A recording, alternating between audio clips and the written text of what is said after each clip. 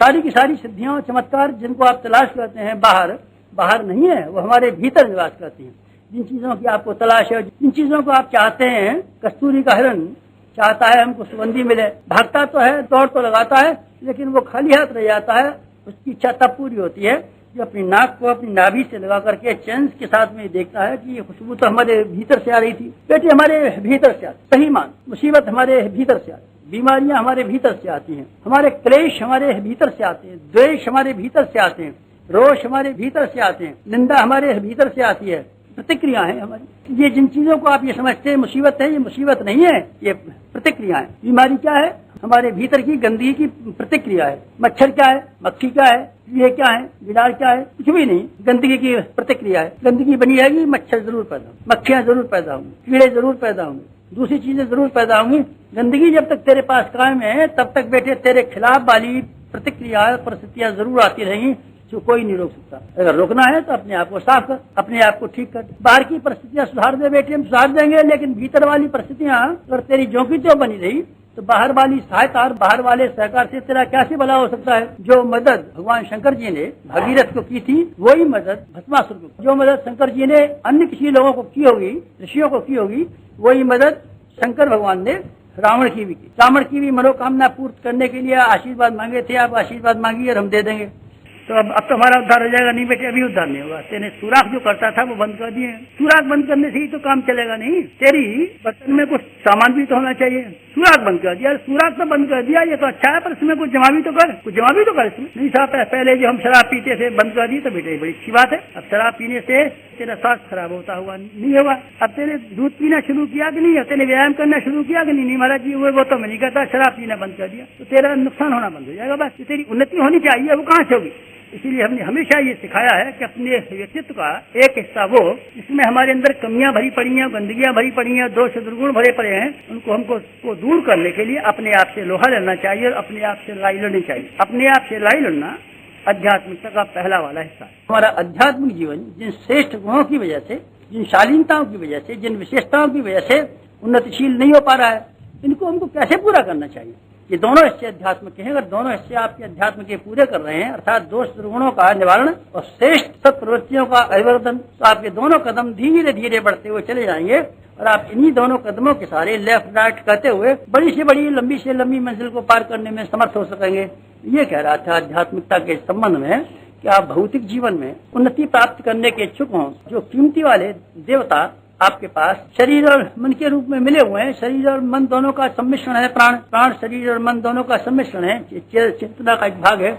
अपने शरीर और मन को ठीक कीजिए, उन्नतिशील बनिए, सही व्यक्तित्व का विकास कीजिए और उन्नति के रास्ते पर चलिए। देखिए दुनिया आपकी सहकार करती है कि नहीं, और सहायता करती है कि नहीं, और आपको आगे बढ़ाती है कि नहीं, और आपकी मदद करती है कि नहीं। आपका व्यक्तित्व इस लायक होगा तो जबरदस्ती आप लोगों से सहयोग पाना चाहेंगे बेटे, काठ की हाड़ी कै दिन तक चलेगी, कागज की नाव कै दिन तक चलेगी। किसी तरीके से आप चालाकी और जालसाजी से दूसरों का सम्मान पा भी लें, दूसरों का सहयोग पा भी लें, टिकेगा कब तक? वो टिकेगा कब? ठहर नहीं सकता, खत्म हो जाएगा। उसमें ठहरने की दम नहीं है। चालाकियों में और सब बात अच्छाई है, पर एक खराबी है कि वो देर तक जिंदा नहीं है। चालाकियों में ये तो अच्छी है कि आप अच्छाई के रास्ते से और ईमानदारी के रास्ते से उन्नति पूरा करने में समय लेगा आपको, लेकिन आप बेईमानी के रास्ते से, चालाकी के रास्ते से अपेक्षा का जल्दी फायदा उठा सकते हैं। पर कमी एक ही है, बस एक ही कमी, कि वो ठहर नहीं, बस उसमें ठहर नहीं, ठहरने का नहीं, उसमें बस हवा में गायब हो जाती है और थोड़ी दिनों में वास्तविकता निखर के आ जाती है। हम अपनी कमजोरियों को और अपनी चालाकियों और बेईमानियों को देर तक छिपा नहीं सकते। कुछ दिन तक हम छिपा सकते हैं, देर तक नहीं छिपा सकते। वो खुलती है और खुल करके आदमी को खत्म कर देती है, पहले से भी ज्यादा नीचे गिरा देती है। इसलिए बेटे मैं ये कह रहा था,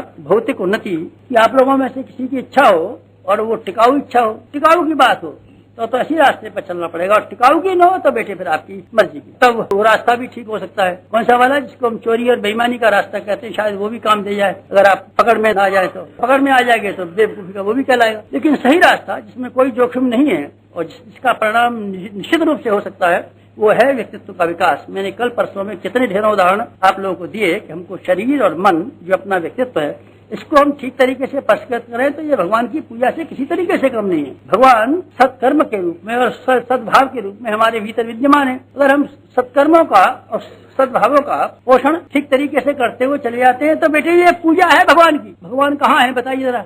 भगवान वहाँ मंदिर में बैठा हुआ है, तो मंदिर में एक खिलौना रखा है, छोटा सा हिस्सा तो है, सारा पहाड़ तो नहीं है, हिसाब छोटा सा हिस्सा है, तो बेटे बस मान लिया तेरे, छोटे में ये भगवान को मान सकता है। श्री कृष्ण जी भगवान है, हाँ श्री कृष्ण जी तो कोई एक इंसान ही तो है, ऐसी शक्ल वाले तो लाखों करोड़ों आदमी होंगे, हमारा जी होंगे तो सही, तो उन्हीं में से तो एक है। हाँ, तो फिर मैं तुझसे कहता हूँ, गुणों में से गुणों के रूप में भगवान को मानने में तुझे क्या आपत्ति है? शक्ल के रूप में मान सकता है, नाम के रूप में मान सकता है, रूप के रूप में मान सकता है, तो गुणों के रूप में मानने में क्या फतह है तेरे ऊपर? उसके रूप मान सकते। बेटे हम अपने शरीर में सत्कर्मों के रूप में भगवान को मान सकते हैं, और सत्कर्मों को जीवन में धारण करते हुए हम भगवान की पूजा का आनंद ले सकते हैं, और भगवान की पूजा से जो हमको वरदान मिलने चाहिए उसको प्रत्यक्ष पा सकते हैं। विचारों के रूप में, सद्ज्ञान के रूप में हम भगवान को पा सकते हैं, सत्साहस के रूप में हम उसको पा सकते हैं। ये गुणों को जितना ज्यादा हम भीतर धारण करते हैं और इसके लिए हम जितनी कोशिश करते हैं, देखिए वो सारी की सारी भगवान की उपासना से कम में नहीं है, देवता की उपासना से कम में नहीं है, योगाभ्यास से कम नहीं है, तपश्चर्या से कम नहीं है।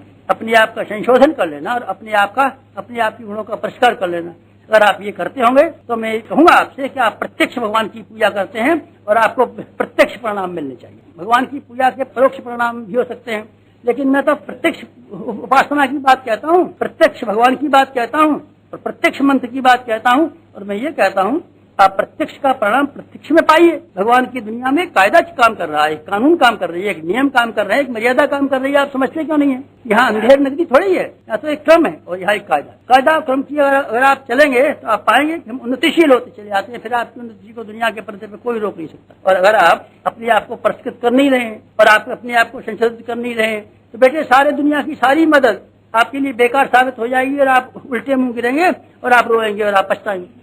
इसलिए मैं ये कह रहा था आप में से हर एक आदमी को कि हमारी अन्नमय कोश, मनोमय कोश और प्राणमय कोश, ये तीन देवता, इन देवताओं को अगर आपको भौतिक सिद्धियों की आवश्यकता हो तो आप इन तीनों का पूजन करना शुरू करें और तीनों को अपने स्वभाव का, गुण का, कर्म का हिस्सा बनाने का प्रयत्न करें। एक और भी देवता है जिसको विज्ञानमय कोश कहते हैं। हम आपको प्रातःकाल जो ध्यान कराते हैं उसमें ये बताते हैं कि विज्ञानमय कोश कहाँ हो सकता है। बेटे हृदय से हमने उपमा दी है, हृदय चक्र, ब्रह्म चक्र को हमने विज्ञानमय कोश का आधार केंद्र बताया है। और उसमें से जब हम आपको अंतिम में ध्यान कराते हैं तो हम आपको ये कहते हैं सहृदयता जागृत, सज्जनता जागृत। ये क्या है? ये भी बेटे एक आदमी की योगाभ्यास है और ये भी तपश्चर्या है। सहृदयता का होना, हृदयवान होना। हृदयवान का होना माने, हृदयवान का होने से मतलब यह है कि आप दूसरों के दुखों को, दूसरों को कष्टों को देख करके आपकी जब आंखों में आंसू आ जाते हैं तो बेटे मैं आपको हृदयवान कहता हूँ। और दूसरों को सुखी बनाने में आपको उतनी ही खुशी होती है जितना कि स्वयं को, अपने आप को खुशी बनाने में जितना आपको उत्साह आता है उतना ही उत्साह अगर आपको आता है तो मैं आपको हृदय व्यक्ति कहूँ।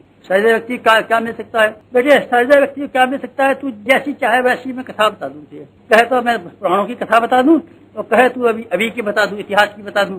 पुराणों पर तेरा विश्वास है? हमारा जी थोड़ा थोड़ा है, तो चल मैं थोड़ा थोड़ा विश्वास बताता हूँ। एक न्योला था जिसका आधा हिस्सा सोने का हो गया था और आधा हिस्सा सोने का कराने के लिए यज्ञों में मेरा फिरता था कि एक यज्ञ में मेरा आधा हिस्सा सोने का हो गया, एक और यज्ञ हो जाए कहीं तो मेरा बाकी हिस्सा भी सोने का हो जाए। पांडवों का एक कराया था श्री कृष्ण जी वाला, वहाँ भी वो न्योला गया, रोने लगा। हमारा इस यज्ञ के पानी से भी शरीर नहीं होता है, पहला यज्ञ जैसा मुकाबला दुनिया में कहीं होता ही नहीं है। लोगों ने उसको बुलाया और ये पूछा, अरे न्योले कौन सा यज्ञ था?